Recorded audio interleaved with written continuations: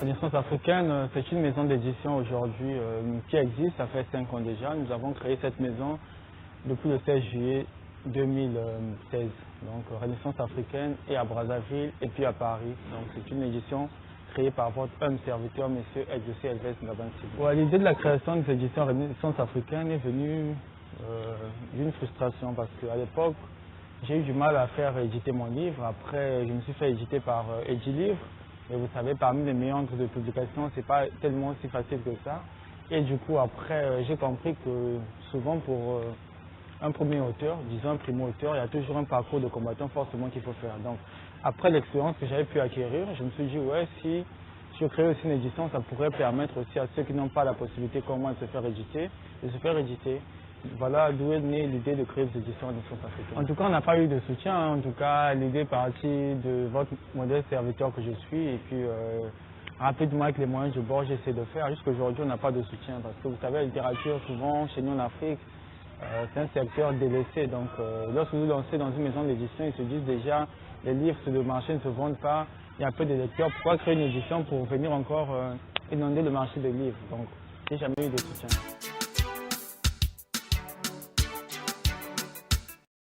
Renaissance africaine, c'est une maison d'édition alternative qui publie à compte d'auteur et à compte d'éditeur. Le tout se décide après le ressenti du comité de lecture sur votre ouvrage. Si l'ouvrage correspond carrément aux critères des éditions Renaissance africaine, carrément là c'est à compte d'auteur intégral, compte éditeur plutôt intégralement. Si voilà, il y a des choses à faire ou par rapport, souvent à compte d'éditeur, ce sont des ouvrages de littérature générale. Vous savez, aujourd'hui, on édite tous les genres littéraires. Par exemple, un traité de médecine ou un livre de droit. Ça, c'est pas la littérature. Et puis, souvent, pour ce livre-là, décidément, naturellement, on se tourne vers l'édition à compte d'auteur. Donc, le tout se décide par rapport à votre manuscrit. Non, c'est une maison, en tout cas, cosmopolite et puis qui regorge des auteurs de plusieurs nationalités. Nous avons, au sein de Renaissance, en grande partie des Congolais, oui, mais nous avons aussi des Camerounais, des Français, des Belges, beaucoup de nationalités tout autour de cette maison d'édition. C'est une maison africaine, certes, mais aujourd'hui, c'est une maison, en tout cas, qui s'étend un peu partout. On reçoit aussi beaucoup de nationalités.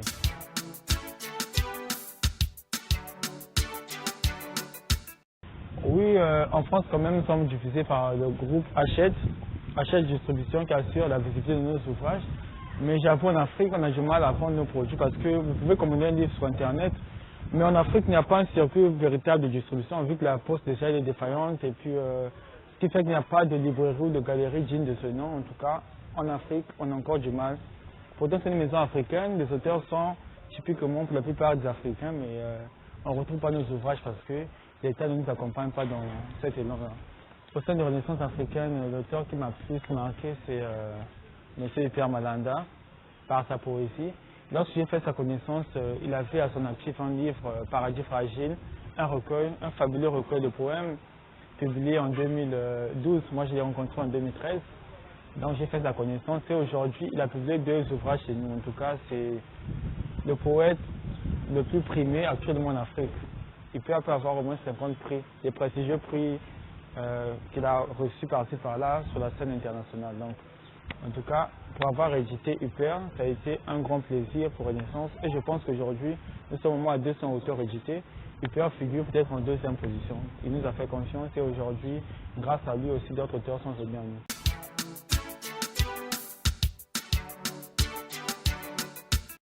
Entre l'écriture et l'édition, je crois que le fossé est grand, mais on peut dire aussi que le fossé n'est pas assez grand, parce que tout écrivain aspire toujours à l'édition. Donc on ne peut pas aujourd'hui écrire pour cacher, on écrit pour éditer. Donc moi je ne trouve pas qu'il y a une incompatibilité, non, non. Je me sens mieux sur ma veste d'écrivain d'abord, parce que aujourd'hui, l'écrivain que je suis, je peux participer à un prix littéraire, et puis là-bas par rapport aux organisateurs, je peux me faire éditer ailleurs. Donc je suis plus fier de mon habit, mon vêtement d'écrivain que d'éditeur. Parce que l'éditeur, c'est aléatoire. C'est pas toute une vie qu'on est éditeur. Aujourd'hui, avec la nouvelle technologie, un jour aussi, peut-être le livre papier ne pourra plus exister, mais je resterai écrivain numérique. Donc, je suis fier d'être écrivain.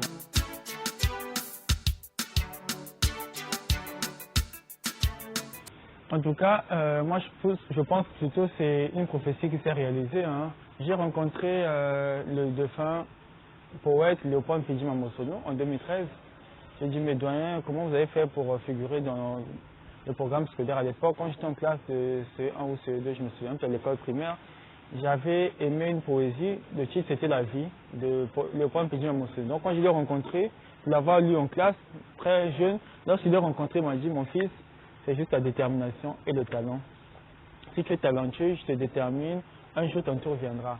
Et aujourd'hui, j'étais à Paris, où je réside depuis un moment. C'est un confrère poète qui m'appelle Gaëtan. Je ne savais pas qu'on avait modifié l'horizon d'Afrique et tout ça. Je ne savais pas qu'on avait révisé le programme scolaire. C'est Gaëtan qui m'informe qu'il avait acheté le livre pour sa fille, je crois, Oxynette. Et puis sur la page 116 du Nouveau Horizon d'Afrique figurait mon texte. En tout cas, pour moi, je pense que c'est une reconnaissance.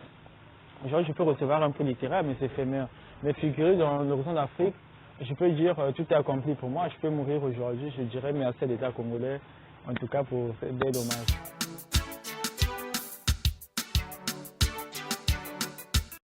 Non, le livre a encore des beaux jours parce qu'aujourd'hui, entre l'édition numérique et l'édition papier, je pense que le livre papier a plus d'engouement.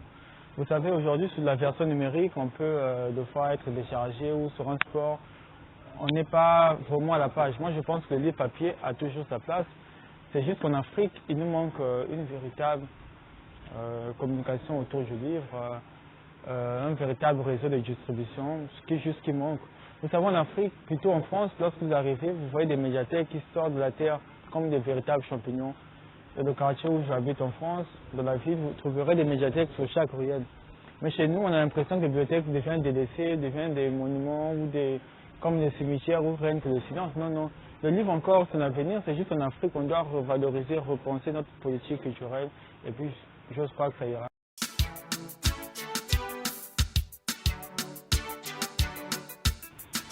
Oui, la politique, pour moi, c'est un sacerdoce. Hein. Très jeune, j'ai toujours été attiré par la politique, mais le cas politique aussi, ça y est. Donc, aujourd'hui, avec ma double nationalité, je ne sais pas si je pourrais servir l'État français ou l'État congolais.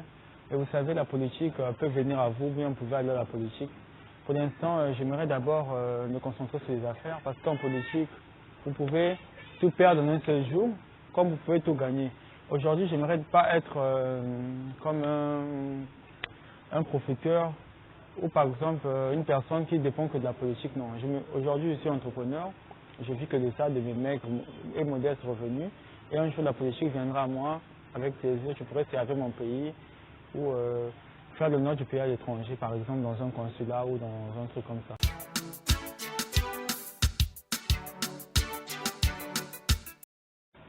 Bon, le premier problème des droits d'auteur au Congo, en tout cas, depuis la nuit des temps, ça pose toujours problème. Comment expliquez-vous des artistes qui meurent, qui croupissent de faim, alors qu'ils ont hier fait l'honneur du pays à l'étranger? Par son âme, le doyen Jacques Le Bello n'a jamais pu avoir même 500 000 des droits d'auteur. Comment expliquez-vous cela plutôt? Il a fait l'honneur du pays. Aujourd'hui, nous avons l'hymne national la congolaise. À côté de ça, nous avons la chanson de Jacques Le Bello, qui est un chant d'amour, d'unité nationale, tout. Mais malheureusement, il est mort sans percevoir la totalité, une grande partie de ses droits d'auteur. Donc je pense que nous avons des artistes qui ajoutent talent, mais c'est l'État congolais qui doit repenser cette politique des droits d'auteur. Parce qu'ailleurs, ça marche en tout cas, mais chez nous ici, et puisqu'on n'a pas de droits d'auteur au Congo, on a tendance à croire que seuls les artistes peuvent jouer de ça. Non, étant écrivain aussi, nos livres aussi doivent nous rapporter quelque chose. Mais au Congo, malheureusement, pourtant il y a toute une structure qui s'en occupe. Mais je ne sais pas, il manque peut-être une politique d'accompagnement. Le secteur de Renaissance, pour se retrouver, ça dépend du type de contrat que vous avez signé. Si vous avez écrit un livre sur le droit, vous faites un contrat d'auteur, Renaissance remplit sa partie, vous versez aussi en contrepartie la somme demandée et puis le contrat n'existera plus en ce moment-là. Et ce serait juste l'accompagnement, la diffusion du livre, la visibilité, mais sinon, voilà. Mais je pense que les auteurs se retrouvent parce qu'aujourd'hui, nous avons des auteurs qui ont édité 4 publications aux éditions Renaissance africaine. Ça veut dire qu'il y a une fidélité et d'une part aussi, il y a la satisfaction du travail bien fait. Là, je pense que Renaissance, tant soit peu avec les moyens de bord, on essaie quand même à fidéliser nos auteurs, on essaie de concilier un peu notre savoir-faire et puis notre amour pour la patrie.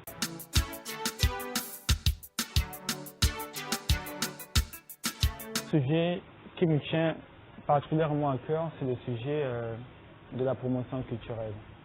Comment imaginez-vous le Congo, un pays fortement, typiquement culturel, puisse manquer aujourd'hui une activité culturelle? On n'a pas un festival, on n'a pas un salon du livre typiquement congolais, on n'a pas un prix national des écrivains. Les seuls qui existent, c'est peut-être Sansa de Foire et puis Tam Tam, créé par une personne comme ça, physique. En tout cas, ça me désole, ça me blesse avec un cœur chagriné que je dis. Donc si le ministre de la Culture peut aujourd'hui faire quelque chose pour nous, c'est une bonne chose. Parce que oui, il y a le festival qui existe encore. On depuis peut-être des faibles revenus de l'État, un jour qui peut revenir sur la scène. Mais côté littérature, il n'y a rien. Le ministre de la Culture est visible quand il y a le festival ou quand il y a les trucs du Miss Congo. Mais nous, les artistes, malheureusement, nous produisons, mais on n'est pas regardé, quoi. Donc ça me fait vraiment mal. J'espère un jour que le ministre de la Culture pourra faire quelque chose dans ce sens-là. Parce que le président de la République, qui est le garant protecteur des arts et des lettres, il instruit le ministre, peut-être le ministre ne sait pas, mais bon, je ne sais pas comment ça se passe chez eux là-bas, mais je suis sûr qu'un jour, nous aurons tous ces problèmes à régler. Projet en cours aujourd'hui avec la Renaissance africaine, nous sommes en train de lancer la première édition du Festival international du livre et de lecture publique, Carrefour des mots. Et puis nous avons le prix Pierre Nsemou, parce que vous savez, Pierre Nsemou, c'est l'un des auteurs majeurs de notre époque. On n'a pas connu Victor Hugo, voilà, mais moi aujourd'hui j'appelle Pierre Nsemou comme notre Victor Hugo congolais. Par rapport à la fécondité de sa plume, de ses œuvres, en tout cas, Pierre Nsemou méritait cela. Il ne faut pas attendre qu'il soit parti pour essayer de l'honorer à tout possible. Moi j'ai pensé que c'était normal que Pierre Nsemou soit célébré, honoré à tout son. Aujourd'hui on a fait que plus Pierre Nsemou, nous avons le festival Carrefour des mots et puis nous avons le prix Pierre Nsemou. Parmi les grands projets que Renaissance va réaliser.